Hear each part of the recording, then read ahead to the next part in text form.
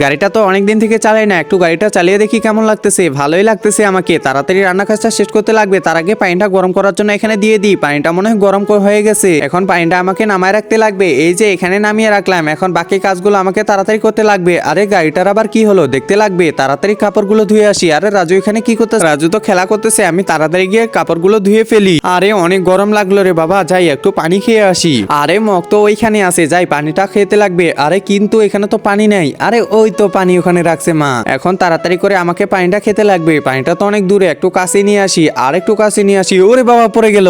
আরে কি ব্যাপার, এটা কিসের শব্দ করলো? একজন মা কতটা আপন হয়ে থাকে, যার মানেই তাকে জিজ্ঞাসা করে দেখো। তো দেখা যাক বন্ধুরা, এই মায়ের জন্য কে ভিডিওটিতে লাইক এন্ড সাবস্ক্রাইব করে। আর যারা মাকে ভালোবাসো না তারা ভিডিওটি থেকে দূরে থাকো। নিশ্চয় পানিটা রাজুর উপরে পড়ছে, তাড়াতাড়ি আমাকে যেতে লাগবে, তাড়াতাড়ি আমাকে যেতে লাগবে। আরে রাজু কি হয়েছে তোর? আরে পানিটা তো দেখি এখানেই, যাই দেখি তো রাজু কি করতেছে। আরে রাজু কি করতেছিস? মা আমি তো পড়তেছি। ও আচ্ছা পড়তেছিস। আরে মা কিছু হয়নি, যাও। আমার ভাবনাই ছিল এগুলো, পানিটা এখানে ভালো করে রেখে দে।